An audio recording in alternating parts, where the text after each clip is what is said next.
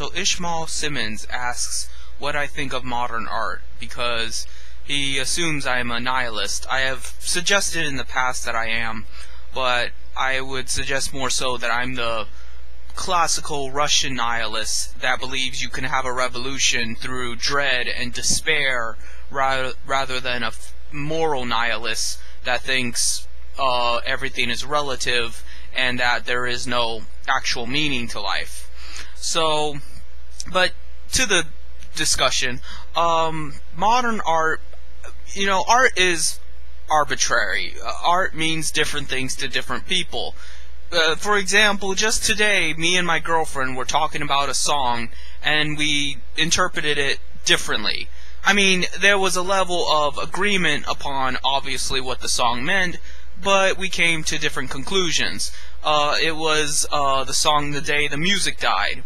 And the way I heard the lyrics, it made me think that it was about events in history that literally made the music die. Like, he said, and Lenin was reading a book on Marx. Now, obviously, I like Karl Marx and Vladimir Lenin, but I realize most people don't. So, it would stand to reason that he would think as the Soviet Union was forming, the music died, and circumstances like that made the music die. Where she said that it was John Lennon, and that John Lennon died. A lot of the musical artists that he listed had died, and that's when the music died. It could mean both, it could mean one, we don't know. We weren't inside the head of the guy that wrote that song. But that was what we came to based on our interpretation of it. So, that's how art works. Art makes you explore your own inner dialogue. It makes you actually have to think about shit. That should be the point of artwork, or any art medium, be it movies or music or even video games. And most don't do that. How can, that's what pisses me off about gamers especially. They get pissed off of video game censorship and shit because they say it's an art form. Well, if it's an art form, then it's not specifically designed for entertainment. Art is not entertainment. It can be entertainment, but first and foremost, it is a philosophical exercise. It is an exercise of your mind. It's not an exercise of your mind in the same way physics or math is, but it's an exercise of your mind to actually think about the deeper meaning of things.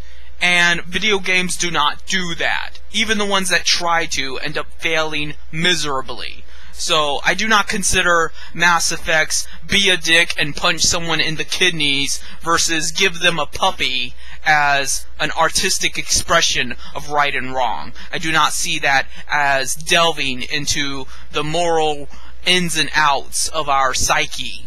So, in most regards, most things that claim to be art are not. Not because they're incapable of being art, but because people as a whole and the artists themselves have not made it into art. They have not even tried to.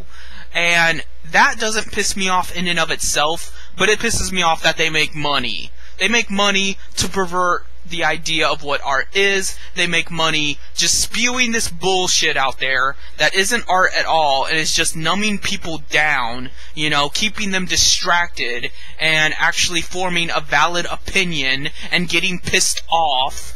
And that's the problem. The problem is that they get money from it, and by extension, they're powerful, they're influential, and then they perpetuate that. So, my feeling on modern art is if it makes people think, if it makes people feel, then it's art. It doesn't matter if it's a particularly good sculpture or if it's a piece of shit. Even if it's literally just shit on a wall. If it makes people think, if it makes people get upset, feel something inside of them, and motivates them to pursue that feeling and to delve deeper into it, then it's art.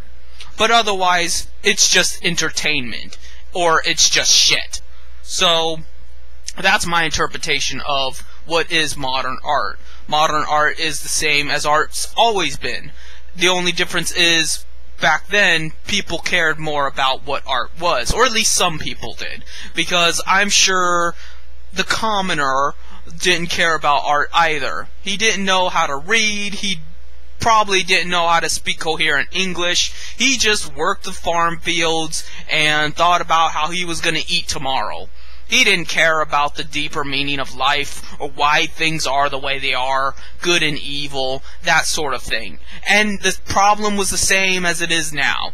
A rich elite few keep him stupid like that. They keep him stupid because they don't let him have an education. They don't let him pursue his own moral goals. They pressure society into this self-defeating, self-loathing state.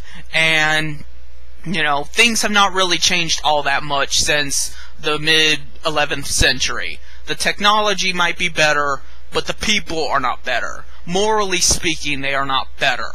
I hate to tell you, but just because we're a little less discriminatory against certain races or something does not make us morally better. We just are now better at hiding it. We're better at hiding our immorality. And guess what? Back then, there was actually a lot less assaults and lynch mobs and bullshit because there wasn't as many people anyway. People were farther apart. So they didn't have time to be evil. They had to worry about starvation and the winter time and things like that. So they didn't really have time to be savages. But mankind has never stopped being savage. They have never made any attempt to evolve beyond that. But now we just have more leisurely time to be assholes. But we still have the same primitive instinct to be evil as we always did. And when art is done right, it makes you think about that. That's why art doesn't necessarily make you happy. It just makes you feel. It makes you feel for the first time in your life. And a lot of times it's a feeling you did not necessarily want, but you needed it. So that's my interpretation of modern art, real art, all art. So I hope that answers your question. I hope you like that answer. I hope it makes you think about something. So see you later.